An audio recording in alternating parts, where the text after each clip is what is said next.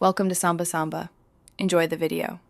Open FL Studio and start a new project with clear routing for your voice and music. Set your project sample rate to 44,100 Hz and bit depth to 16-bit for consistent playback. Set the audio buffer to 512 samples for stable playback and low latency on most systems.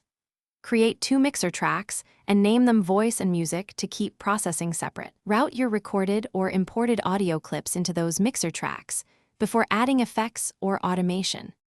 Insert an instance of parametric EQ2 on the voice mixer track and shape the tone. Start with a high-pass filter at 200 Hz to remove rumble and excessive low energy from speech. Apply a mild presence boost around 3, 5 kHz of about +2, 5 dB to improve intelligibility and articulation. Add a gentle high shelf around 8 kHz at +1, 5 dB to bring air and clarity without harshness. Use a Q of 0, 7 for surgical cuts and broader boosts when smoothing the signal.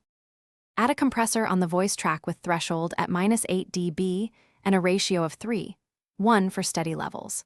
Follow with a transient shaper to tame peaks if the compressor feels too harsh on plosives.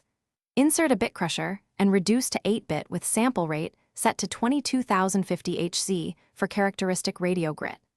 Layer a vinyl or FM noise sample at -20 dB and set stereo width to 40% for a vintage, mono-ish impression. Finally, use EQ on the master to notch 1. Thanks for watching. Consider subscribing if we helped you.